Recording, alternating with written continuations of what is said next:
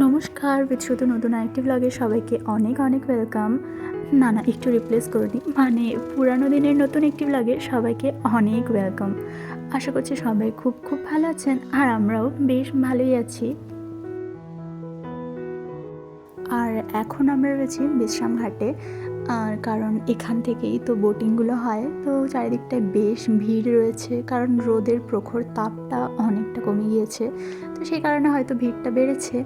আর এখানে দিয়াও সাজানো রয়েছে যমুনার ধারে, বোধহয় কিছু পুজো বা কিছু করানো চলছে। তো যাই হোক, আমরা উঠে পড়ি বোটে। এটা শেয়ারেবল বোট ছিল, আর পার পারসন 100 টাকা করে বোধহয় নিয়েছিল। আমরা দুজনে ছটপট উঠে পড়লাম ভেতরে, আর এবার স্টার্ট হয়ে গিয়েছে, আর এনার বক্তব্য স্টার্ট।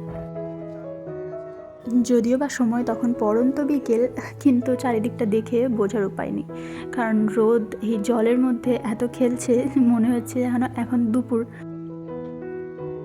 এদিকে বোট যাত্রী বোঝাই করে রওনা হলো, মানে নদীটা যেদিকে চলছে তার বিপরীত দিকে আমরা যাচ্ছি। আর এত জলের মাত্রাটা বেড়েছে যে পাড় ছুঁয়ে যাচ্ছে। বোধহয় যদি আরেকদিন বৃষ্টি হয় তো হয়তো বন্যা এসে যেতেই পারে। আর আমি ভিডিও করতে করতে ভাবছি যে ফোনটা যদি আমার নদীর মধ্যে পড়ে যায়, এইরকম উটপাটাং ভাবনা চিন্তা আমার মাথায় সচরাচরই এসে থাকে। তো গপু ছিল আমার ব্যাগের মধ্যে, ওকে একটু বাইরে বের করলাম। বোটিংটা যথেষ্ট এনজয় করলেও কিন্তু এই যে অসহ্যকর আওয়াজটা, এতে মাথা ধরে আসছিল। চারিদিকটা দেখে যতটা মুগ্ধ হচ্ছি, এর আওয়াজে ততটাই বিরক্ত হচ্ছিলাম। যেহেতু আমরা একদম পেছনে বসেছি, যেখান থেকে মনে হয় কানের পাশেই মোটরটা ঘুরছে, তাই আওয়াজটা আমাদের কানে আরও বেশি করে আসছে।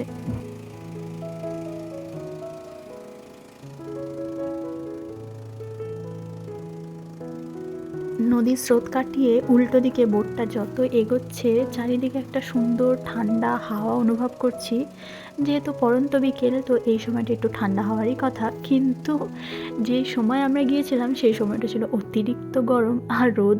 কিন্তু সূর্যি মামা একদমই রাজি নয় যে ওয়েদারকে ঠান্ডা করে দিয়ে সে টাটা করবে, সেহেতু তার স্পিড জারি রেখেছে। দেখে একটা ইলিউশন হচ্ছিল আমার যে আমার হাতের নাগালেই বোধহয় জলটা পেয়ে যাব, কিন্তু যখন হাতটা ডোবালাম দেখলাম অনেকটাই উঁচুতে বোটটা রয়েছে। যারা বোটে নিয়ে আসছে ওনারাই এক্সপ্লেন করছেন কোথায় কি, কোনটা কোন জায়গা, কোনটা কোন ঘাট। আর ইতিমধ্যে জানালো এটা হচ্ছে সেই কংস মামার কেল্লা। এত রকমের আক্রমণ, এত হাজার বছর পর, এত লুটপাট চালানোর পর শেষে এইটুকু ধ্বংসাবশেষ পড়ে রয়েছে। ওই যে সামনে একটা দ্বার দেখা যাচ্ছে, ওটাই হচ্ছে কংসকেল্লার মেন গেটটা, মানে এখান থেকে এন্ট্রি ছিল। তো অনেকটা জায়গা জুড়ে অবস্থিত ছিল ঠিকই, কিন্তু এখন মাঝে মাঝে ভেঙে ভেঙে অনেক বাড়ি উঠে গিয়েছে। এখন এই গেট থেকে পেছনে যে টিলাটা দেখা গেল, ওখানকার ডিস্টেন্স মাঝে অনেকটা। তো এই দ্বারের মাঝে একটু ফাঁকা জায়গা ছিল, তো আমি ফোন থেকে ওইটুকু ভিডিও করেছি। আর আমার তো এখানে এসে ভীষণ রকমভাবে জানতে ইচ্ছে করছিল যে এই জায়গাটা যখন তার আসল প্রতিপত্তিতে ছিল, তখন জায়গাটার রূপটা কেমনই ছিল। তো এখন যদিও বা এটা ধ্বংসাবশেষ, হয়তো আরও কিছু বছর পর আরও অনেকটাই শেষ হয়ে যাবে, কিন্তু এই দিকটাতে হয়তো কিছুটা কনস্ট্রাকশনের কাজ হয়েছে। কেন এই যে সিঁড়ির সাইডে যে রেলিংগুলো দেওয়া, এগুলো বেশ কিছু বছরের পুরনো দেখে মনে হচ্ছিল।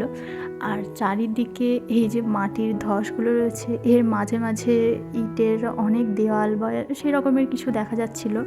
কিন্তু এত বাঁদর আর এই যে বন জঙ্গল হয়ে রয়েছে, তো এত নোংরার কারণে সেই ওই সাইডগুলোতে আর যাওয়ার বা উঁকি মেরে দেখার আর সাহস হয়নি।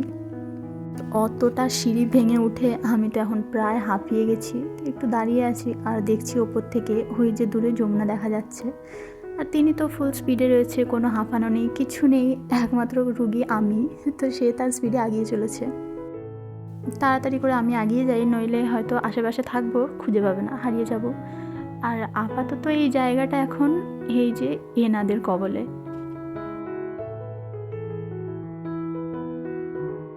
এই ওপরে মানুষে বেশ ভিড় জমিয়ে রেখেছে। ওই যে চারিদিকে বোধহয় সবাই আড্ডা দিচ্ছে, গল্প করছে, মানে যা হয় আর কি, পুরনো পরিত্যক্ত জায়গায় সকলের ভিড় থাকে, ঠিক সেরকমই। কি সুন্দর শান্তিতে সে ওখান থেকে উঁকি মেরে দেখছিল চারিদিকটা, আর তার শান্তিতে ভঙ্গ ধরানোর জন্য আমি আসলাম আর এসে বললাম যে ঠিক হয়তো এই জায়গাতে একদিন কংস মামা দাঁড়িয়ে চারিদিকে যমুনার দৃশ্য দেখছিল, আর বলতে সে সরে গেল। স্মৃতিচারণ করার মতো আর তো আমাদের কাছে কিছু নেই, কারণ এইটা তো প্রথমবার আসলাম আর আমরা এখানকার বাসিন্দাও নই, তো আর কি এই চারিদিকটা দেখছি আর টুকরো টুকরো করে স্মৃতি জমা করছি। ওখান থেকে বেরিয়ে আসলাম, আমরা যাচ্ছিলাম প্রেম মন্দিরের উদ্দেশ্যে, আর এখানে সাইডে ভান্ডারা হচ্ছে। তো সে প্রথমে দাঁড়িয়ে গেল খাওয়ার জন্য, কিন্তু দেখলো যখন পুরি, তো তারপর আবার নিজের গতিতে ফেরত আসলো।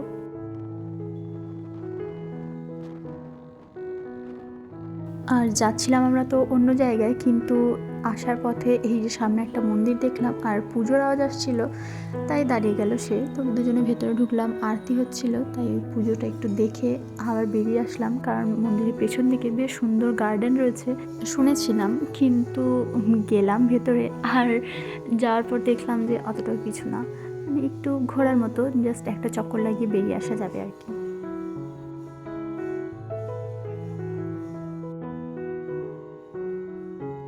আর গার্ডেনের মধ্যে আবার আঙুর গাছ লাগানো।